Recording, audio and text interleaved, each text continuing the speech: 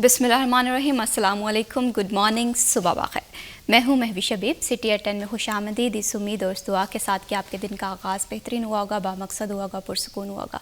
ज़िंदगी बहुत मुख्तसर सी है और इस बात का अंदाज़ा फैसलाबाद में होने वाले आज नाखुशगवार वाक़े से लगाया जा सकता है। मंसूराबाद के इलाके मलिकपुर में, जहाँ पर फैक्ट्री का बॉयलर फटने से मुतअद्दिद लोगों की ज़िंदगी की बाजी हार गए हैं और इसी तरह से बहुत सारे लोग मलबे तले भी दबे हैं। रेस्क्यू टीम जो है अलबत्ता वो मौके पर पहुँच गई हैं और उन्होंने ऑपरेशन का आगाज़ कर दिया है, लेकिन ये इस बात की निशानदेही करता है कि ज़िंदगी बड़ी मुख्तसर सी है और हमें पता भी नहीं चलता कि वो फैक्ट्रियाँ, वो निज़ाम जो हमारे आसपास मौजूद होता है वो हमारी ज़िंदगियों के लिए कितना ख़तरनाक साबित हो सकता है। क्या एहतियाती तदाबीरों को फॉलो नहीं किया गया, मौजूदा सिचुएशन किस तरह से है फील्ड में, इस पर भी जी आज के प्रोग्राम में हम गुफ्तगू करेंगे। और इसी के साथ साथ फैसलाबाद का वेदर कैसा रहेगा, क्योंकि ये भी हमारी ज़िंदगियों में डायरेक्टली रिलेट कर रहा होता है। हमने हमारे दिन को इसके अकॉर्डिंग प्लान करना होता है। और साथ ही साथ अगर जहाँ पर माशरे के हवाले से बात हो, हम देखते हैं कि आज के दौर में हम फ़िरक़ों में बटे हुए हैं। आज के दौर में हमारे दिलों में तफरीक है, जिसकी वजह से हमारे में इत्तेफाक ख़त्म हो गया है, इत्तेहाद ख़त्म हो गया है, जिसकी वजह से माशरा जो है वो मुसलसल परेशानी का शिकार है। उम्मत मुस्लिमा के लिए इत्तेहाद कितना ज़रूरी है, 11 बजे इस पर भी बात होगी। और इसके साथ साथ सब्ज़ियों के भाव से लेकर सोने की कीमत भी आज के प्रोग्राम में हम डिस्कस करेंगे। और साथ ही साथ आपकी बर्थडे हमारे लिए बड़ी इंपॉर्टेंट होती है, बर्थडे वाला सेगमेंट भी शामिल करेंगे। तो सबसे पहले देखते हैं फैसलाबाद का मौसम कैसा रहेगा हमारे टुडेज़ वेदर के सेगमेंट में। फैसलाबाद के मौसम के हवाले से बात करें तो फैसलाबाद का मौसम कदरे बेहतर नज़र आ रहा है। अलबत्ता एयर क्वालिटी इंडेक्स जो है, जब से हम देख रहे हैं कि विंटर का आगाज़ हुआ है, वो फैसलाबाद के लिए बड़ा अलार्मिंग है, जिसकी वजह से हम देखते हैं कि मुतअद्दिद बीमारियां फैलने का भी खदशा है, जिसमें आँखों और गले की बीमारियां सर फहरिस्त हैं। आज का मौसम किस तरह से रहेगा, मरियम रज़ा हमारे साथ मौजूद हैं। जी मरियम, बताइएगा वेदर के हवाले से क्या अपडेट्स हैं? बिल्कुल, शहर फैसलाबाद के मौसम के हवाले से बात करें तो फैसलाबाद में फ़िज़ाई आलूदगी के साथ साथ मौसम जो है वो भी तब्दील होता हुआ दिखाई दे रहा है। शहर फैसलाबाद की फ़िज़ाई आलूदगी के अंदर इजाफ़ा जो है वो हो रहा है आज, और उसकी वजह से फैसलाबाद में सांस लेने की बीमारियों के साथ साथ गला ख़राब, ज़ुकाम, खांसी जैसी बीमारियाँ जो हैं वो भी जन्म लेती हुई दिखाई दे रही हैं। शहर फैसलाबाद का मौसम आज अबर आलूद है, क्योंकि स्मोक का राज शहर फैसलाबाद के अंदर बरकरार है और शहर जो है वो आलूदा तरीन शहरों की फ़हरिस्त के अंदर इस वक्त शामिल है। फैसलाबाद में कम से कम दर्जा हरारत 10 डिग्री सेंटीग्रेड, जबकि ज़्यादा से ज़्यादा 27 डिग्री रहने का इम्कान है। हवा में नमी का तनासुब 80% है, जबकि हवाएं 6 किलोमीटर फ़ी घंटा की रफ्तार से चल रही हैं। फैसलाबाद में एयर क्वालिटी इंडेक्स जो है वो 413 पॉइंट तक जा पहुँचा है, जो कि इंतहाई ख़तरनाक है। और इस सूरत हाल में एहतियाती तदाबीर का मशवरा तिब्बी माहिरीन की जानिब से दिया गया। उनका ये कहना है कि मास्क का इस्तेमाल ज़रूर करें और इसके साथ साथ चश्मे का इस्तेमाल करें, ताकि बाइक पे सफ़र करने के दौरान या घर से पैदल अगर आप निकलते हैं, वॉक वगैरह करते हैं, तो उस दौरान भी चश्मे का और मास्क का इस्तेमाल करें, ताकि अपनी एहतियात जो है वो खुद की जा सके। जी बहुत शुक्रिया मरियम रज़ा तफसीलात से आगाह करने के लिए। बढ़ाते हैं जी प्रोग्राम को आगे और बात करते हैं मंसूराबाद में ना होने वाले नाखुशगवार वाक़े के हवाले से, जिसमें एहतियात किस तरह से की जा सकती है, रेस्क्यू टीम्स किस तरह से मौके पे पहुंची हैं, क्या रोल प्ले किया है, इस पर जी हम बात करेंगे। और इस पर बात करने के लिए हमें प्रोग्राम में ज्वाइन किया है सिटी 41 के सीनियर रिपोर्टर अब्दुर्रहमान ने। आइए खुशामदीद कहते हैं। अस्सलाम वालेकुम, कैसे हैं अब्दुर्रहमान? जी अल्लाह का शुक्र, आप सुनाएं। Thank you so much for joining us in this programme. Abdurrahman, सबसे पहले सुबह जब मैं उठी हूँ तो बड़ा अफसोसनाक वाक़या था। फुटेज आपने भी देखी, मैंने भी देखी, दिल दहला देने वाली फुटेज थी। तो ये वाक़या हुआ किस तरह से और क्या रीज़न्स हैं, और रेस्क्यू टीम्स के हवाले से क्या पॉइंट ऑफ व्यू है? Thank you. देखिए महविश, मसला ये बनता है कि फैसलाबाद शहर में, जिसको इंडस्ट्रियल हब भी कहा जाता है, बार बार गवर्नमेंट कोशिश करती है कि फ़ैक्ट्रियाँ बाहर मुंतकिल कर दी जाएँ, लेकिन बहरहाल एक बड़ी तादाद में फ़ैक्ट्रियाँ अभी भी मौजूद हैं। तो ये ग्लू बनाने वाली फैक्ट्री थी। ग्लू जो बनता है इसमें ना केमिकल डलते हैं, तो ये बड़ी जल्दी आग पकड़ता है। कई हादसा पहले भी रूनमा हो चुके हैं छोटे बड़े। तो हुआ यूँ कि यहाँ पे जो LPG सिलेंडर था उसकी गैस लीकेज हुई है।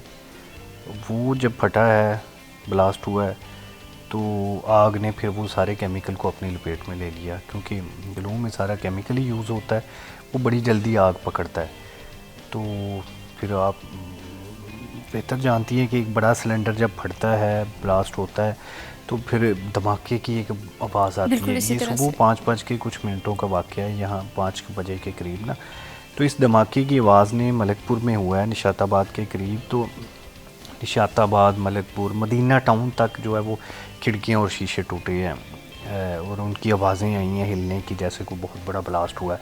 اتنی بڑا جو ہے وہ بلاسٹ ہوا تھا. پھر پوری فیکٹری فوٹیج میں آپ دیکھیں زمین بوس ہو گئی ہے, ارد گرد کے گھروں کی چھتیں گر گئی ہیں. تو ابھی تک جو ڈپٹی کمشنر نے ہلاکتیں کنفرم کی ہیں وہ 12 کے قریب ہیں اور متعدد افراد زخمی ہیں اور انتہائی زخمی ہیں. اور ابھی جو وہاں پہ امدادی کارروائیاں وہ چل رہی ہیں, یعنی کہ ابھی ریسکیو آپریشن مکمل نہیں ہوا. مزید بھی کوئی کیجویلٹیز ہو سکتی ہیں, جو ہاسپٹلس میں زخمی ہیں وہ بھی ہو سکتی ہیں. پھر اس کے بعد اس نقصان کا تخمینہ لاگت لگایا جائے گا, کتنے گھروں کی چھتیں گری ہیں, کتنی فیکٹری کا کتنا نقصان ہوا ہے, اس میں ایکچولی کیسے بلاسٹیج ہوا ہے, گیس لیکیج یا یہ گیس لیکیج ہے یا اس کے علاوہ جو بجلی سے شارٹ سرکٹ جس کو کہتے ہیں وہ وجہ ہے. تو یہ انکوائری رپورٹ کے بعد سامنے آئے گا. پہلے نمبر پہ جو ہے وہ بوائلر بلاسٹ اس وجہ سے خبر چلی کہ لوگوں کی ایک اندازہ ہوتا ہے کہ فیکٹریوں میں جو بوائلر لگا ہوتا ہے تو وہ بلاسٹ ہو جاتا ہے, اس وجہ سے کیجویلٹیز ہوتی ہیں, دھماکہ ہوتا ہے. تو یہ اب تک کنفرم ہو گیا ہے کہ یہ بوائلر بلاسٹ نہیں ہے, کیونکہ ہم نے دیکھا ہے کہ دھماکے کی شدت یا اس کی نوعیت اس قدر زیادہ تھی کہ آس پاس کے گھروں کی چھتیں گر گئی ہیں اور لوگوں میں بڑا خوف و ہراس پایا گیا ہے. بالکل. تو یہ کنفرم ہو جائے گا کہ یہ سلنڈر بلاسٹ پہلے گیس لیکیج ہوئی ہے یا شارٹ سرکٹ ہوا ہے, کس بھی وجہ سے ہوا ہے, لیکن سلنڈر بلاسٹ ہوا ہے اور کیمیکل کو آگ لگ گئی ہے اور دھماکہ ہوا اور ارد گرد کے لوگوں کا نقصان ہوا ہے. فیکٹری میں جو ورکرز کام کر رہے تھے وہ نقصان ہوا ہے. تو 12 ہلاکتوں میں 7 ہلاکتیں تو یہ کی خاندان کی ہیں نا, جو بیچارے پھر جو مزدور ہے, مزدوروں کا جو نقصان یا کیجویلٹیز ہوئی ہے. تو یہ اللہ تعالیٰ رحم کرے. فیصل آباد پورا لہو ہو چکا ہے. بڑی جو ہے وہ فضا میں جو ہے وہ ایک طرح سے خوف بھی ہے, اداسی بھی ہے, سب کچھ ہے کہ ایک ہی خاندان جو ہے وہ مکمل طور پہ تباہ ہو گیا ہے. یا اوورال جو 12 لوگ ہیں وہ ہلاک ہوئے ہیں مختلف لوگوں کے, یا جتنے زخمی ہوئے ہیں اللہ تعالیٰ ان کی جو ہے وہ ان کو لمبی زندگی دے, اللہ تعالیٰ سے تندرستی دے. تو یہ بہت بڑا ثانیہ ہوا. تو یہ ہر ثانیہ ہمیں سوچنے کا سبق دیتا ہے, درس دیتا ہے کہ جو فیکٹریز ہے اس میں ہم نے کس طرح سے انتظامات کرنے ہیں, جو آگ بجھانے والے آلات ہیں. آپ یقین مانیں کسی بھی سرکاری دفتر میں چلے جائیں, جو آگ بجھانے والے آلات ہیں وہ ایکسپائر ہوں گے. پرائیویٹ لوگ تو اس کی بالکل ہی کیئر نہیں کرتے. جتنی بھی فیکٹریز ہیں تو وہ اب دیکھیں نا کہ فیکٹری کا نقصان ہوا ہے تو اس کے ارد گرد جو گھر بنے ہوئے تھے نا وہ ویسے ہی لپیٹ میں آ گئے. تو اسی وجہ سے شہر سے فیکٹریاں بھی نکالنا چاہتے ہیں, لیکن پھر وہ روزگار کا معاملہ. ہم دیکھتے ہیں کہ یہ باتیں بڑے عرصہ دراز سے ہم نے سنی بھی ہوئی ہیں کہ رہائشی علاقوں میں فیکٹریز نہیں ہونی چاہیے, انڈسٹریل ایریا ہمیشہ سے شہری آبادی سے دور ہونا چاہیے. لیکن اس پہ پریکٹیکلی ہمیں کوئی بھی چیز اس طرح سے ہوتی ہوئی نظر نہیں آتی. ایسے واقعات ہوتے ہیں, ہم دیکھتے ہیں کچھ دن باتیں چلتی ہیں اور اس کے بعد پھر یہ جو ہے یہ ایک کتاب جو ہے وہ بند ہو جاتی ہے. لیکن مسئلہ یہ ہے کہ ہم حادثات سے سیکھیں گے کب؟ محفوظ دیکھیں, یہ ابھی تجاوزات کے خلاف آپریشن چل رہا تھا تو لوگ آ گئے غربت کے نام پہ نا ریڑیاں لگانے دیں, کاروبار متاثر. اگر کسی کا تجاوزات پہ گھر گراتے ہیں کہ وہ سڑک پہ بنا ہوا ہے, لوگوں کو مسئلہ ہوتا ہے تو وہ اپنی غربت کا رونا بھی روتا ہے, احتجاج بھی ہوتا ہے.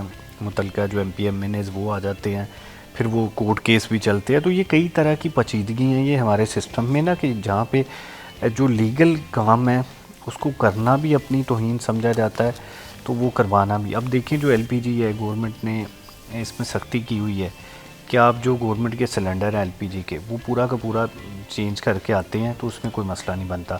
اب ہوتا یوں ہے کہ لوگ جو چھوٹے سلنڈر بنائے ہوئے ہیں جن کی میں سیفٹی کا خیال نہیں رکھا جاتا, اس کی بار بار تبدیلی جب وہاں پہ ہوتی ہے تو پھر وہ مسئلہ بنتا ہے. کیونکہ جب ایک پروفیشنل بندے جا کے سلنڈر چینج کریں گے, بڑا سلنڈر ہوگا 10, 12, 20, 25 kg کا, تو وہ پروفیشنل بندے ہر طرح کی دیکھ بھال کر کے جا کے کریں گے. اب لوگ جب از خود کرتے ہیں اور پھر جب 4, 5 kg ریفلنگ کرواتے ہیں تو اس میں کہیں نہ کہیں لیکیج رہ جاتی ہے. بالکل اسی طرح سے رکشوں پہ بھی آپ دیکھ لیں 2, 3 کلو کا 5 kg کا سلنڈر رکھا ہوا ہے, اور پھر یا ویگنوں پہ آپ دیکھ لیں. تو یہ پھر بڑا مسئلہ ہوتا ہے کہ اس ریفلنگ کے دوران جو لیکیج ہوتی ہے نا وہ بعض اوقات دھماکے کی وجہ بنتی ہے.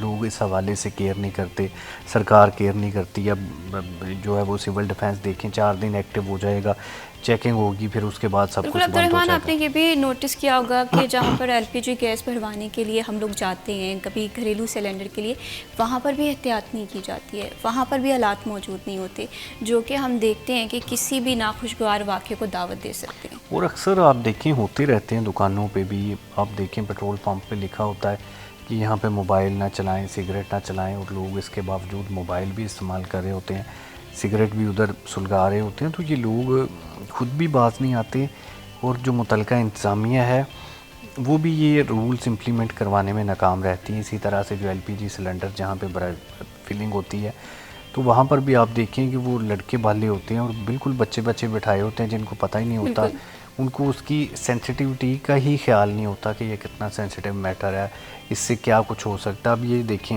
کسی نے جان بوجھ کے تو ایسا نہیں کیا ہوگا کہ یہ لیکیج ہو گئی یا جو شارٹ سرکٹ ہو گیا, لیکن آپ دیکھیں اس میں ہوتا یہ ہے کہ کئی دنوں سے معاملہ التباہ کا شکار ہوتا ہے. پراپر انجینئرز نہیں ہوتے آپ کے پاس نا جو یہ ساری چیزیں کریں. یہ بوائلر بھی جب پھٹتے ہیں, یہ تو خیر بوائلر نہیں ہے, لیکن جب روٹین میں پھٹتے ہیں تو وہ انجینئر کی بجائے نا ٹیکنیشینز رکھے ہوتے ہیں تنخواہ بچانے کے لیے. آپ دیکھیں میڈیکل سٹورز پہ کہ ڈاکٹرز کی بجائے بالکل, لیکن ہم نا عبدالرحمن مسئلہ یہ ہے کہ احتیاط نہیں کرتے. جب واقعات رونما ہو جاتے ہیں اس کے بعد ہمیں تھوڑی بہت ہوش آتی ہے. آج کی فوٹیج پہ میں دیکھ رہی تھی منصور آباد واقعے کی, تو لوگ ریسکیو آپریشن دیکھنے پہنچے ہوئے تھے, حالانکہ ہمیں تو مدد کی ضرورت ہے اس ٹائم پہ. تو یہ چیز ہمیں بینگ اے سٹیزن اس چیز پہ بھی بڑا فوکس کرنے کی ضرورت ہے. ابھی وقت ہوا ہے جی ایک بریک کا, stay with us.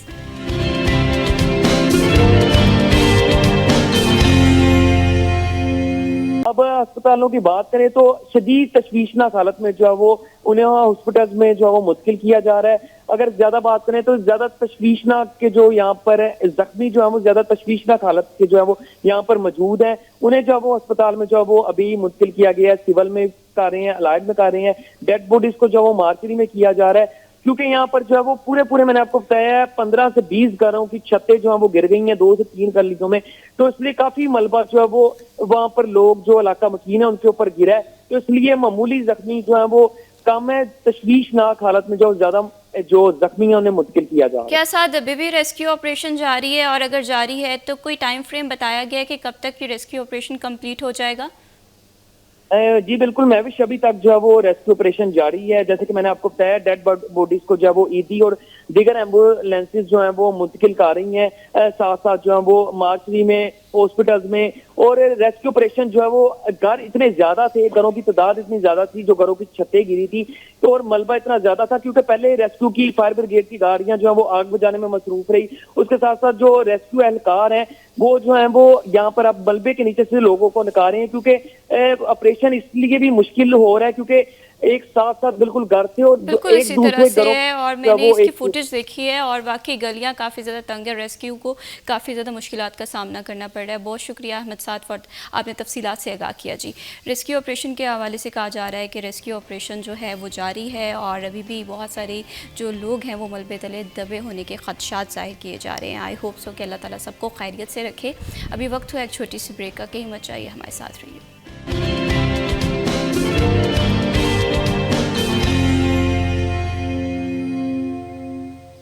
Welcome back, آپ دیکھ رہے ہیں سٹی ایٹ 10 اور بڑھاتے ہیں پروگرام کو آگے. بات کرتے ہیں سالگرہ کے دن کے حوالے سے. آپ کی سالگرہ ہمیشہ سے میں کہتی ہوں کہ ہمارے لیے بڑی امپورٹنٹ رہتی ہے. جی, ہم آپ کی سیلیبریشن میں شامل ہونا چاہتے ہیں اور آپ کی سیلیبریشن کو ہم سٹی ایٹ 10 میں شامل کرنا چاہتے ہیں. اس کے لیے آپ کو تھوڑی سی ایفرٹس کرنا ہوں گی. آپ کو اپنے برتھ ڈے کے حوالے سے پکچرس یا ویڈیوز ہمیں واٹس ایپ کرنی ہے. آپ کی سالگرہ ہم سٹی ایٹ 10 میں شامل کریں گے.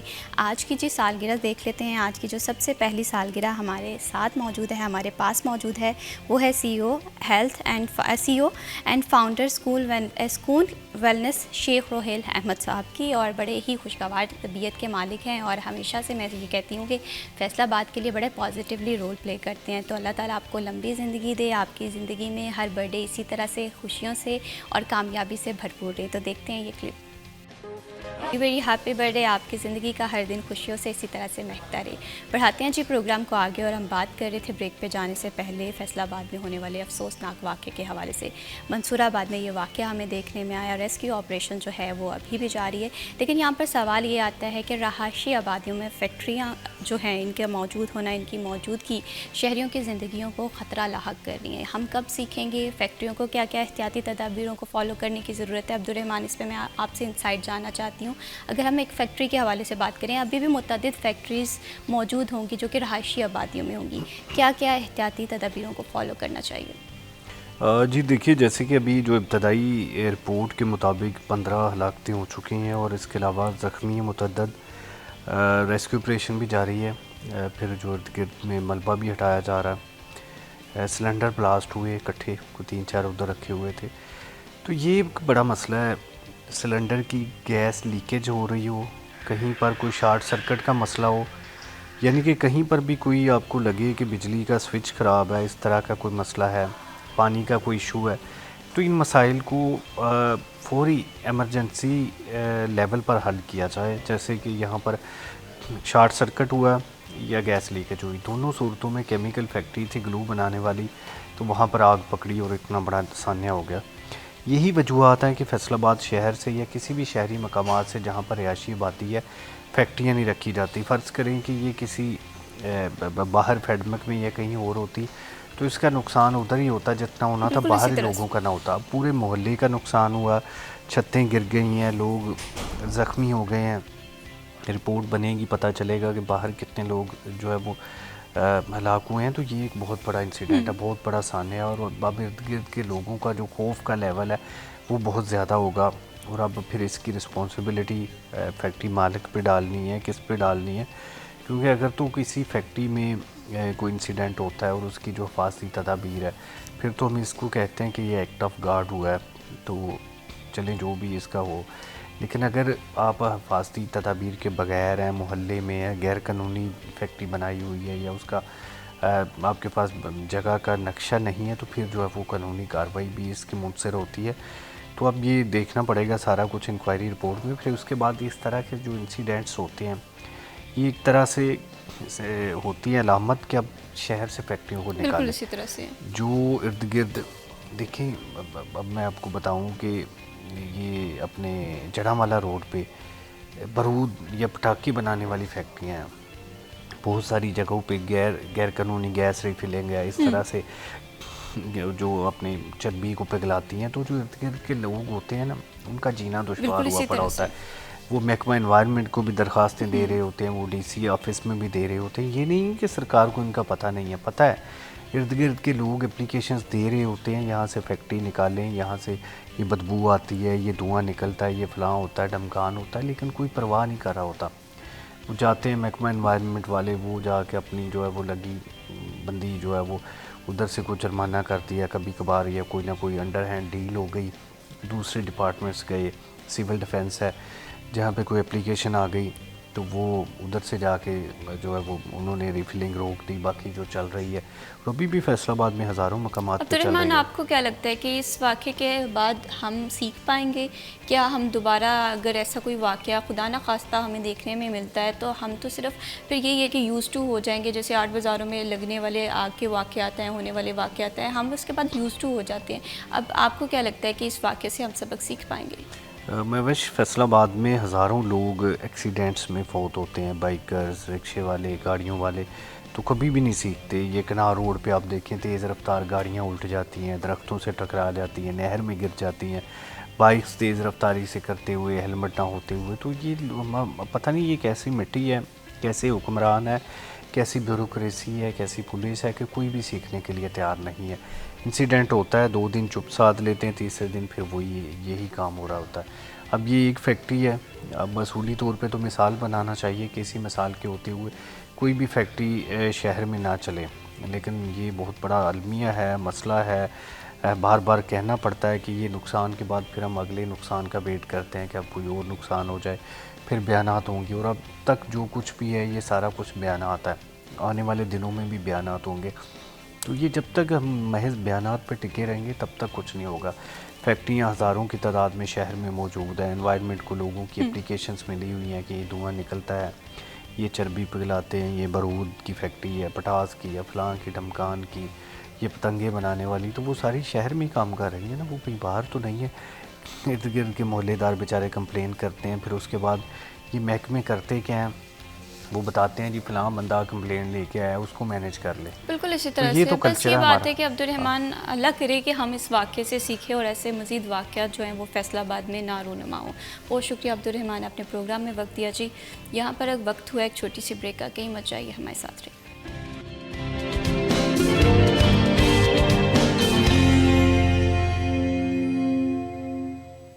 ویلکم بیک, آپ دیکھ رہے ہیں سٹی ایٹ 10. بڑھاتے ہیں جی پروگرام کو آگے اور بات کرتے ہیں معاشرے کے حوالے سے. آج ہمارا معاشرہ بکھرا ہوا دکھائی دیتا ہے, گھروں میں اختلافات ہیں, سوشل میڈیا پہ تقسیم ہے, نوجوانوں میں عدم برداشت ہے, بے صبری ہے, اور یہ تمام تر چیزیں صرف اور صرف ایک وجہ سے دور کی جا سکتی ہیں, وہ ہے اتحاد. وہ ہے اختلاف رائے کو قبول کر کے ایک ایسی فضا میں سانس لینا جہاں پر امن پروان چڑھے, جہاں پر برداشت ہو. لیکن کیا وجہ ہے کہ امت مسلمہ میں اتحاد نہیں پیدا ہو رہا؟ اسلامی نظر سے امت مسلمہ کا اتحاد کتنا ضروری ہے, فرضیت کی اہمیت کیا ہے, اس پر جی ہم گفتگو کریں گے. اور اس موضوع پہ گفتگو کرنے کے لیے ہمیں پروگرام میں جوائن کیا ہے علامہ غلام اکبر ساقی صاحب نے, اسلامی اسکالر ہیں. آئیے خوش آمدید کہتے ہیں. السلام علیکم علامہ صاحب. وعلیکم السلام. کیسے علامہ صاحب آپ؟ اللہ کا فضل, آپ سنائیں خیریت سے؟ الحمدللہ میں بالکل ٹھیک ہوں, بہت شکریہ. آپ نے پروگرام میں وقت دیا اتنے امپورٹنٹ ٹاپک پہ بات کرنے کے لیے. اور انہی کے ساتھ ہمیں جوائن کیا ہے علامہ سکندر حیات سکھی صاحب نے, اسلامی اسکالر ہیں. آئیے خوش آمدید کہتے ہیں. السلام علیکم. وعلیکم السلام. کیسے علامہ صاحب آپ؟ جی اللہ کا کرم, الحمدللہ. بہت شکریہ, آپ نے پروگرام کے لیے وقت نکالا. علامہ غلام اکبر ساقی صاحب, آپ سے گفتگو کا آغاز کروں گی. اتحاد, سلوک, اتفاق, کتنے خوبصورت لفظ ہیں, اور اسلام کی نظر سے دیکھیں, اسلامی پوائنٹ آف ویو کی نظر سے دیکھیں تو آپ اس کی اہمیت کو کس طرح سے دیکھتے ہیں؟ بسم اللہ الرحمن الرحیم. الحمدللہ علیہ والصلاة علیہ قال سبحانہ وتعالی وَاعْتَصِمُوا بِحَبْلِ اللَّهِ جَمِيعًا وَلَا تَفَرَّقُوا. یہ اتنی اہم عنوان ہے جس پہ آپ نے ہمیں حکم فرمایا, حاضر ہوئے ہم. اتحاد, اللہ نے اس پہ اتنا زور دے کے کہا ہے کہ تم اللہ کی رسی کو پکڑ لو اور فرقہ واریت سے باز آ جاؤ, بالکل, آپس میں تفرقوں میں نہ بٹو. اچھا, اب اللہ بھی یہ چاہتا ہے, اور جس کو اللہ نے ہمارے پاس ہادی بنا کر, خاتم النبیین بنا کر, تمام انبیاء سے افضل و اکمل, بہتر, مکمل ضابطہ حیات دے کر جنہیں بھیجا, اس پیغمبر نے بھی سب سے زیادہ اتحاد پہ اور امت کی وحدت پہ زور دیا. آپس میں مل بیٹھنے کے, مل کے رہنے کا حکم ہے. اب اس کا گڑبڑ کیوں ہو گئی ہے, معاملہ کیوں نہیں سدھر رہا, کہ جب کہ ہمارے پاس ایک ایسا ٹائٹل ہے کہ ہم ہیں امت رسول. یہ اتنا خوبصورت, عمدہ اور مضبوط عنوان ہے, رسول اللہ کی امت ہونا, بے شک, کہ اس کے برابر میں کسی اور فرقے کی حیثیت نہیں, کسی بالکل. اور جماعت کی حیثیت نہیں. تو ہمیں اس پہ ناز اور فخر ہونا چاہیے کہ ہم رسول کی امت ہے, بے شک, اور اللہ نے ہمیں یہ انعام دیا کہ ہمیں اس رسول کی امت بنایا. ہم اگر مکالمہ کریں تو کوئی اختلافات ایسے ہیں بھی نہیں امت کے اندر. جو امتی ہے نا, اس کے اندر کوئی ایسے اصولی اختلافات نہیں ہیں. لا الہ الا اللہ سب پڑھتے ہیں, محمد رسول اللہ سب پڑھتے ہیں. یہی مسلمان کا, اسلام کا کلمہ ہے. جب لا الہ الا اللہ محمد رسول اللہ پڑھ لیا جاتا ہے تو وہ رسول کی امت میں داخل ہو جاتا ہے. بالکل اسی طرح سے. قرآن ہمارا ایک ہے, نبی ایک ہے, کعبہ جس کی طرف ہم سارے وحدت کا مظاہرہ کرتے ہیں, نماز باجماعت جس کی مسجد میں ہو رہی ہو, چاہے وہ شیعہ کی ہو, سنی کی ہو, کسی کی ہو, جب ان کے آپ نماز کا رخ دیکھیں گے تو سب کعبے کی طرف کریں. گویا کہ نشان وحدت موجود ہے. کعبہ ہمارے لیے نشان وحدت, سمت موجود ہے, منزل ہماری موجود ہے. ٹھیک ہے, پھر معاملہ کیا ہے؟ معاملہ یہ ہے کہ ایک تو دین کے لبادے میں ایسے افراد مسلط ہو گئے ہوئے ہیں معاشرے میں جن کے پاس دینی معلومات اور علم نہیں، مگر وہ ٹھیکیدار بنے ہوئے ہیں ممبر و محراب کے. تو جب تک ممبر و محراب صاحبان علم کے سپرد نہیں ہوتا اتنی دیر تک یہ معاملہ حل نہیں ہو سکتا. اب ایک تجویز جو ہماری وزیر اعلیٰ بی بی مریم نواز نے، میں اس کی اس بات کو بہت سراہتا ہوں، اور میں نے یہ میرے بہت دوست ہیں، بھائیوں کی طرح ہم، علامہ سکندر ذکی صاحب، ان کو بھی شاید یاد ہو، میں نے بہت پہلے ایک کانفرنس میں یہ تجویز دی تھی کہ یہ جو دینی ادارے ہیں نا، چاہے وہ مسجد ہو، بارگاہ ہو، امام بارگاہ ہو یا مدارس ہو، ان کو گورنمنٹ اگر خود ان کے اخراجات دے نا، معاملہ ہوتا ہے مال کا، تو اگر گورنمنٹ سنبھال لے تو مولانا کو پتہ ہو کہ مجھے کسی کے آگے ہاتھ نہیں پھیلانا، میرے جو اخراجات ہیں وہ میری ریاست کے ذمہ ہے. اچھا، تو پھر وہ مولانا وہ کام نہیں کرے گا جس سے بندے راضی ہو، پھر وہ کرے گا جس پہ اللہ راضی ہو. جی، تو اپنی ذمہ داری صحیح ادا کرے گا. یہ بھی ایک مطلب اچھا عمل ہے اگر ہو جائے. اسی طرح سے ہمیں تو اپنی آخرت کی فکر کرنی چاہیے نا، یہ دنیا تو صرف عارضی ہے، زندگی کا پتہ ہی نہیں. تو صاحبان علم آگے آئیں اور مکالمہ ضروری ہے. ہم آپس میں بیٹھتے ہیں، ہمارے علامہ اہل حدیث کے بہت بڑا نام ہے، جب ہم آپس میں بیٹھتے ہیں تو ہر اختلافی مسئلے پہ ہماری علامہ جی بات ہوتی ہے، مگر کبھی اس میں تیزی یا سختی یا نفرت کا پہلو نہیں نمودار ہوتا، پیار محبت سے ہر بات کرتے ہیں اور ہوتی رہتی ہے.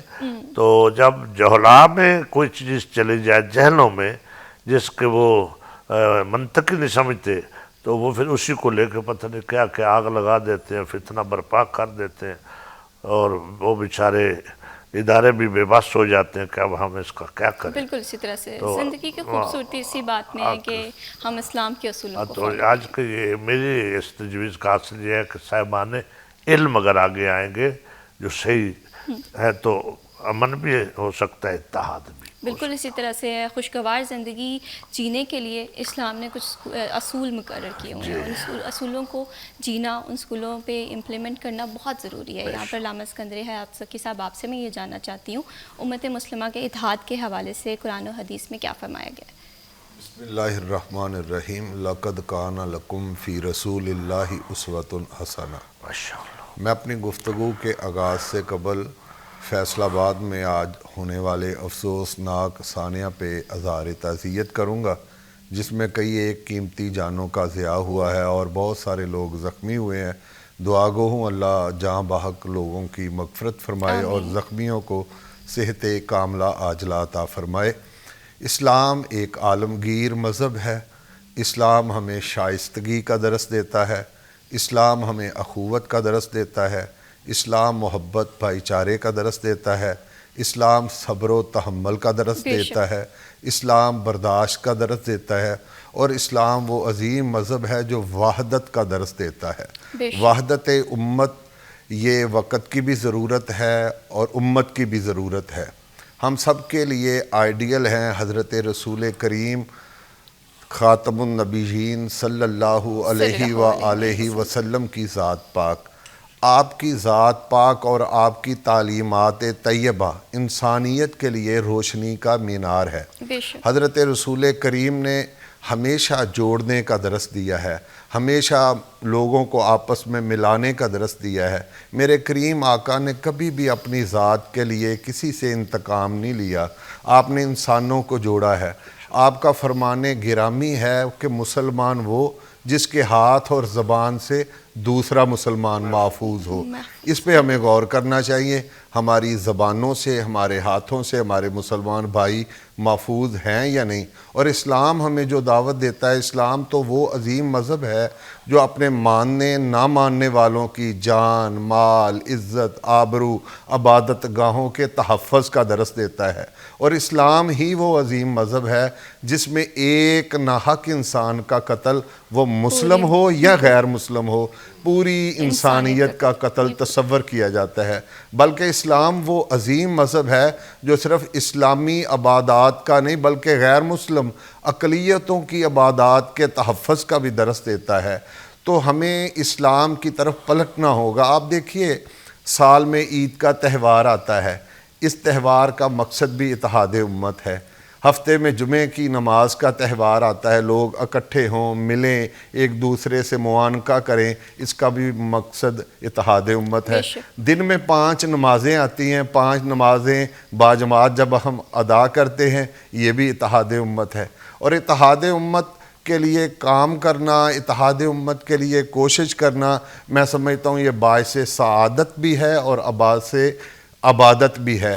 آج اس معاشرے میں نفسا نفسی کا عالم ہے، افراتفری کا عالم ہے، سب سے زیادہ اہم ضرورت امت میں اتحاد، رواداری، برداشت، محبت، باہمی احترام کو فروغ دینا ہے۔ اس کے لیے میں سمجھتا ہوں کہ تمام مکاتب فکر کو ایک دوسرے کی مشترکات کا احترام کرنا چاہیے۔ اتفاق بہت زیادہ ضروری ہے اگر ہم معاشرے کو خوشگوار بنانا چاہتے ہیں، ایک خوشگوار معاشرے میں اپنی زندگی گزارنا چاہتے ہیں جہاں پر ہمارے بچے امن و امان کی صورتحال میں رہیں، تو وہاں پر اتفاق اور اتحاد بہت زیادہ ضروری ہے۔ فردر بھی اس ٹاپک پہ ہم گفتگو کریں گے، وقت ہوا بریک کا، اسٹے ود اس۔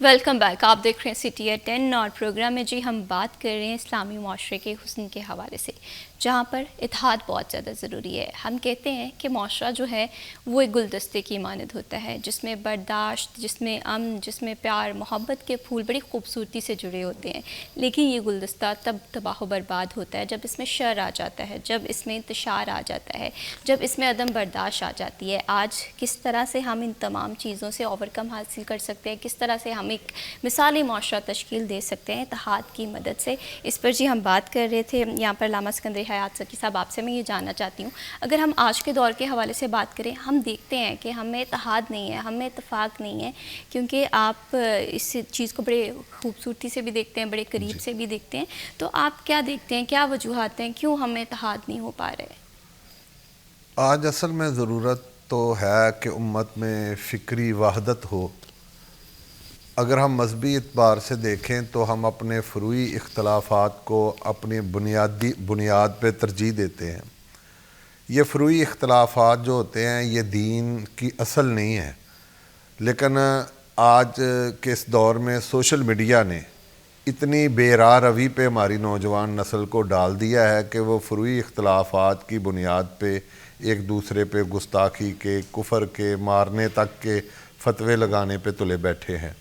ضرورت اس امر کی ہے کہ ہم اپنی آنے والی نئی نسل میں اور جو اس وقت ہماری نوجوان نسل ہے ان میں اسوہ حسنہ کو اجاگر کریں، ان میں آپ صلی اللہ علیہ وآلہ وسلم کے اخلاق حمیدہ کے اوصاف اجاگر کریں۔ آج ضرورت اس امر کی ہے کہ ہم علماء کرام جو ہیں منبر و محراب سے اپنی ذمہ داری کو اون کریں، اور ذمہ داری کو لینے کا مطلب یہ ہے کہ وہ نوجوان نسل کو اویئرنس دیں کہ اپنے اندر سے عدم برداشت کو ختم کیا جائے۔ جو علمی مسائل ہیں، علمی مسائل ہر دور میں رہے ہیں، وہ اہل علم کی مجالس میں حل ہوں، نہ کہ پبلک میں حل ہوں۔ جیسے کہ ریاست کے پاس اسلامی نظریاتی کونسل پاکستان کا ایک خوبصورت ادارہ ہے، جو ہمارے علمی مسائل ہیں اس ادارے میں حل ہوں، نہ کہ جو علم سے ناواقف ہے، جو دین سے ناواقف ہے، جو قرآن و حدیث کی تعلیمات سے ناواقف ہے، وہ گلی محلوں میں یا سوشل میڈیا پہ علمی مسائل کو اجاگر کر کے لوگوں میں نفرتیں، قدورتیں، عداوتیں پیدا کریں۔ اور یہ ضرورت اس امر کی ہے۔ دیکھیں نا، کوئی بھی مہذب معاشرہ ہے اس کے لیے امن اس کا حسن ہوتا ہے۔ مہذب اور امن کے لیے کام کرنا باعث عبادت ہے۔ امن کے لیے کام کرنا یہ انبیاء کا وصف ہے۔ تمام انبیاء نے سب سے پہلے اپنے علاقے میں، اپنے حلقہ احباب میں، اپنے دور میں امن کو ترجیح دی ہے۔ حضرت رسول کریم علیہ السلام نے بھی سب سے پہلے امن کی فضا کو ترجیح دی ہے۔ امن کی فضا کے لیے ہمیں اپنے فروعی اختلافات کو پس پشت ڈال کے جو قوم کی اجتماعیت ہے اسے اجاگر کرنا چاہیے، تاکہ امت اپنا کھویا ہوا مقام حاصل کر سکے. بالکل یہ اسلامی معاشرے کی خوبصورتی ہے. اگر ہم اسے دیکھیں نا تھوڑا سا ڈیوائڈ کریں, سب سے پہلے ہم گھریلو سطح پہ آتے ہیں. ہم دیکھیں گے کہ وہاں پر بھی ہمیں ڈفرینسز نظر آتے ہیں. پھر ہم گھر سے باہر نکلتے ہیں, ہمارے نیبرز ہمارے آس پاس موجود ہوتے ہیں, ہم دیکھتے ہیں کہ وہاں پر بھی ہمارے اختلافات ہوتے ہیں. تو اختلاف رائے رکھنا یہ ایک الگ بات ہے, لیکن اسے کس طرح سے ریزالو کیا جائے اس پہ کام ہونا بہت زیادہ ضروری ہے. فردر بھی ہم اتحاد امت مسلمہ پہ بات کریں گے. وقت ہوا جی بریک کا. اسٹے ود اس.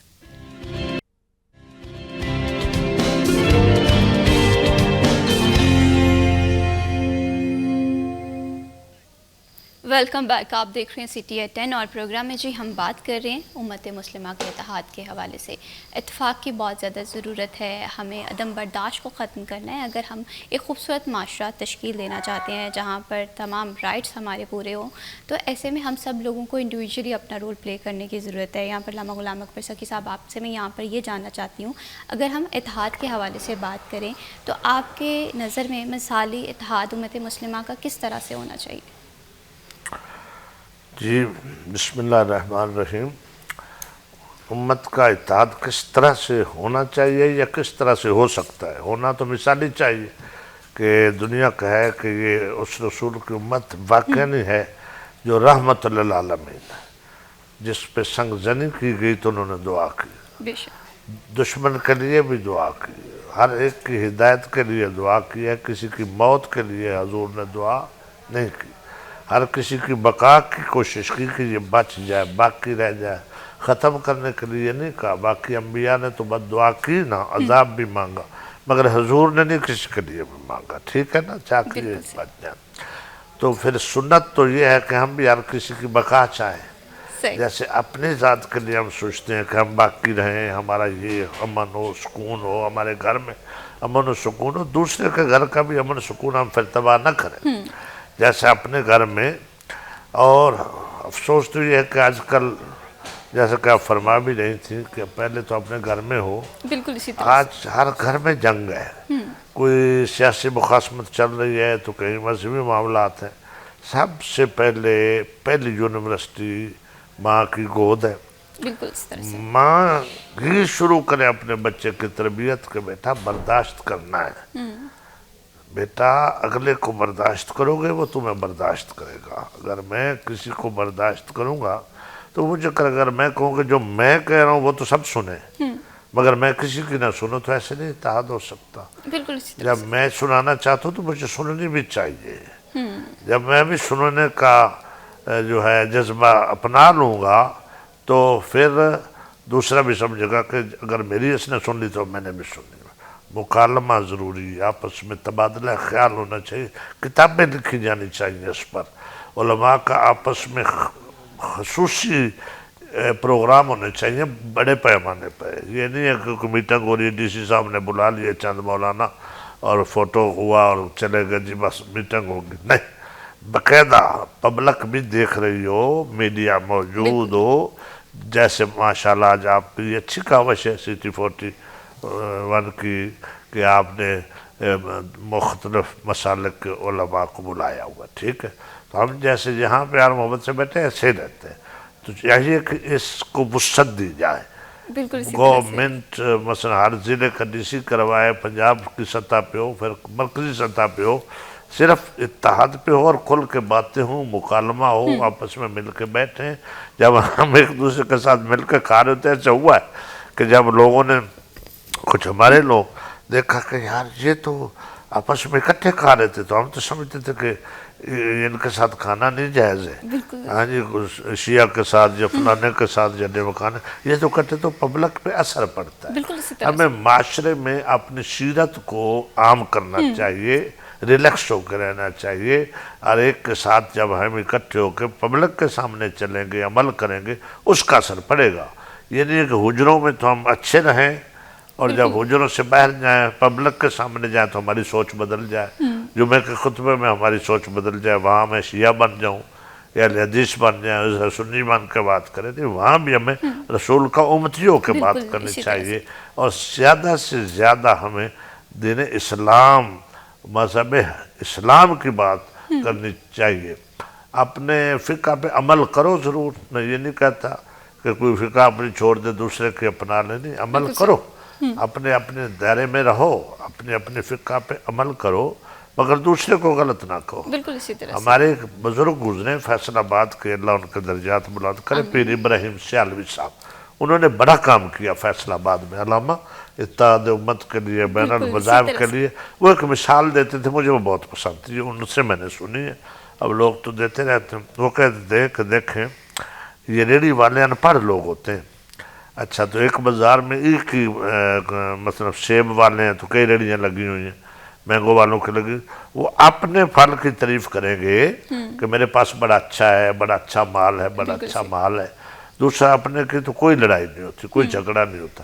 تو جب وہ اپنے کی تعریف کر کے دوسرے کی بدتعریف ہی کرے گا کہ میرا اچھا ہے اس کا خراب ہے، پھر جھگڑا ہوگا، پھر مسئلہ خراب پھر مسئلہ۔ تو وہ بھی کہتے ہیں کہ رہو اپنے اپنے مسلک مذہب میں یار رہو، مگر دوسرے کو نہ چھیڑو، اپنا عقیدہ چھوڑو نہ، دوسرے کو چھیڑو نہ، تو پھر امن اللہ کے فضل سے اتحاد بھی رہے گا۔ جب ہم ایک دوسرے پہ تنقید کرتے ہیں، بعض اوقات بلا وجہ کوئی موضوع ہی نہیں ہوتا، وہ اس عنوان پہ بات ہی نہیں ہو رہی ہوتی تو ہم شروع کر دیتے ہیں، اس سے پھر شر پھیلتا ہے، پھر اختلاف پیدا ہوتا ہے، پھر اختلاف سے جو ہے نفرت بڑھتی ہے، نفرت سے پھر بغض پیدا ہوتا ہے، بغض سے پھر عداوت ہوتی ہے، عداوت جب آ جاتی ہے تو اور پھر عداوتیں جب آ جاتی ہیں رشتوں میں آ جاتی ہیں، معاشروں میں آ جاتی ہیں، پھر قتل و غارت تک بات چلی واقعی بات قتل و غارت تک پہنچ جاتی ہے، رشتے خراب ہو آپ نے جاتے ہیں۔ شاید وہ زمانہ نہ دیکھا ہو، آپ کی تھوڑی عمر ہے، اس فیصل آباد میں ایک ایک دن میں کئی لاشیں گر رہی بالکل ہوتی اسی طرح سے علامہ صاحب اس پہ فردر بھیجیے، ہم آپ سے آپ کا پوائنٹ آف ویو جانیں گے۔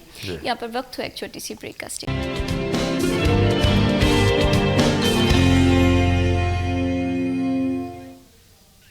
ویلکم بیک، آپ دیکھ رہے ہیں سٹی ایٹ 10 اور پروگرام میں جی ہم بات کر رہے ہیں انسان کی فلاح و بہبود کے لیے۔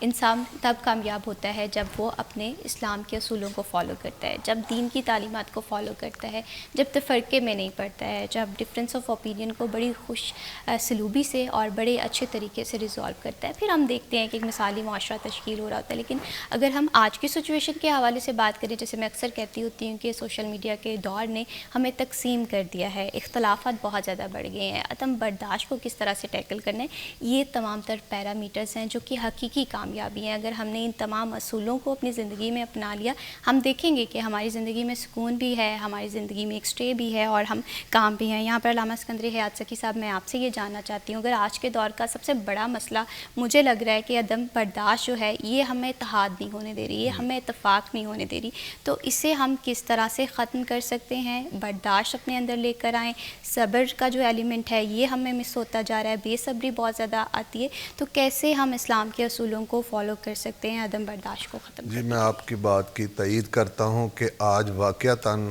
معاشرے سے نفرتوں، کدورتوں، عداوتوں، بغض، حسد، عدم برداشت کے خاتمے کے لیے ہمیں کردار ادا کرنا ہے۔ اس کے لیے علماء کرام کو منبر و محراب سے نوجوان نسل کے لیے بہترین کردار ادا کرنا چاہیے، اور اس میں بگاڑ کا ایک سبب سوشل میڈیا کا مس یوز ہے، غلط استعمال ہے، غلط خبروں کی اشاعت ہے، جس وجہ سے ہم بہت سارا نقصان کر لیتے ہیں، پھر ہمیں یاد آتا ہے کہ ہمیں پہلے اس خبر کی تصدیق کر لینی چاہیے۔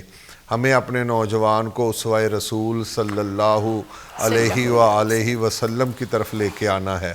ہمیں اپنے نوجوان کو حسنین، کریمین، سیدین کے سیرت کی طرف لے کے آنا ہے، اور جب وہ حسنین کریمین کی سیرت پاک کی طرف آئیں گے تو ان میں صبر بھی آئے گا، تحمل بھی آئے گا، اور ہمیں اپنے نوجوان کو اپنی ریاست کے ساتھ محبت کرنے کا درس دینا ہے۔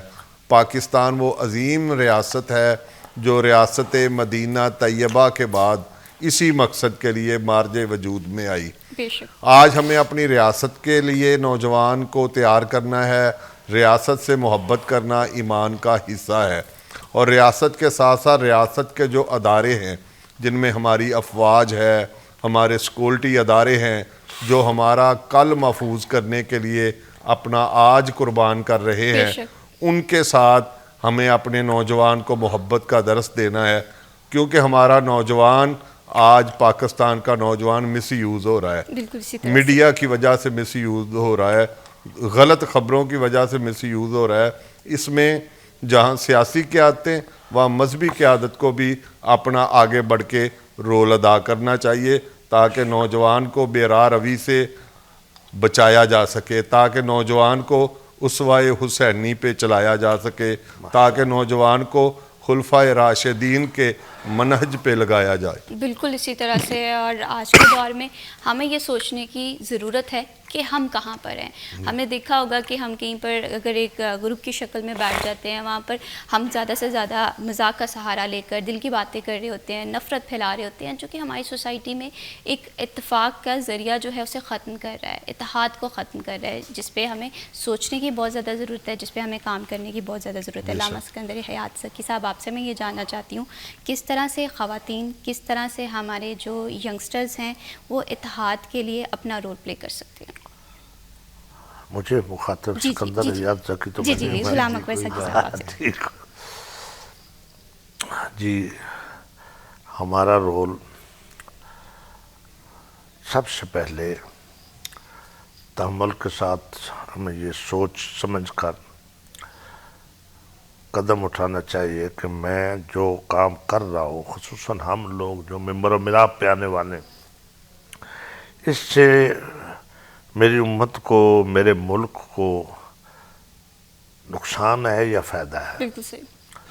اچھا، فائدہ ہے تو کتنا فائدہ ہے، اور نقصان ہے تو کتنا نقصان ہے؟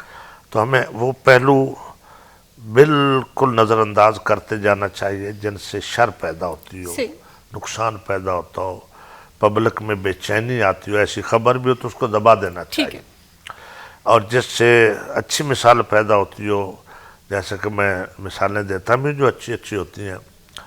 مثال کے طور پہ اب پاکستان میں، پنجاب میں ہم رہ رہے ہیں، دہشت وحشت بہت پھیلی ہوئی تھی، یہ ڈالا کلچر تھا، یہ اسلحہ، یہ بھی تو بد امنی ہے نا، لوگوں کو ہراسمنٹ اور ڈرانا دھمکانا۔ تو یہ بی بی نے وہ ادارہ بنایا، تو میں نے بڑے بڑے ایسے ایسے کان ٹوٹے دیکھے ہیں جنہوں نے اسلحہ چھوڑ کر خود کو جناب حلف اٹھا کے کہا کہ نہیں جی اب ہمارا کوئی اس قسم کا تعلق نہیں، یہ جیسے کلچر ختم ہے، اس کو اور زیادہ بڑھانا چاہیے۔ ہمیں بھی بتانا چاہیے، علماء کو بھی جو اچھی چیزیں ہوں نا ان کو ہمیں اجاگر کرنا چاہیے۔ اس طرح جس طرح یہ دہشت گردوں کے لیے نا مخصوص ایک بنے، اس طرح شر پسند جو ملا ہیں، جو شرارت کرتے ہیں، جن کے مطلب یہ ہے کہ خطابات میں دوسرے کو ٹارچ کرنا، دوسرے پہ تنقید کرنا، اکسانا ہے، ان کے لیے بھی کچھ اسپیشل فورس بنا دینی چاہیے کہ جو ان کو سمجھائے۔ سب سے پہلے تو ان کو سمجھائے کہ بھائی یہ چھوڑ دو، جیسے انہوں نے مہلت دی ہے نا کہ اسلحہ جمع کرا دو، تو اگر نہیں کراؤ گے تو پھر ایکشن ہوگا۔ اسی طرح ایسے علماء کو بھی وارننگ دی جائے کہ بھائی یہ جو شر پسندی کر رہے ہو اس کو روک دو تو ٹھیک ہے، بالکل اسی طرح سے ہر کوئی اگر اپنا اپنا رول بڑی خوشلوبی سے، بڑی خوبصورتی سے ادا کرے گا تو ہم دیکھیں گے کہ معاشرے میں بگاڑ جو ہے وہ ختم ہوتا ہوا دکھائی دے رہا ہے۔ علامہ غلام اکبر سکی صاحب، آپ بہت شکریہ، آپ نے پروگرام کے لیے وقت دیا۔ علامہ اسکندر حیات سکی صاحب، آپ کا بھی بہت شکریہ، بڑے خوبصورت موضوع پہ آپ نے بڑی خوبصورت گفتگو کی جس کی ہمارے معاشرے کو بہت زیادہ ضرورت تھی، امن کی، اتفاق کی، صبر کی، برداشت کی۔ یہ وہ ایلیمنٹ ہیں جو ہمارے گھر کو بھی خوبصورت بناتے ہیں، ہمارے معاشرے کو بھی خوبصورت بناتے ہیں۔ تو ہمیں ضرورت اس بات کی ہے کہ اپنے دلوں کی نفرت کو ختم کر کے ایک خوبصورت اور ایک پازیٹیو معاشرے کی تشکیل میں اپنا رول پلے کرنا ہے۔ اسی کے ساتھ میں بھی شبیب کو دیجیے اجازت، اللہ حافظ۔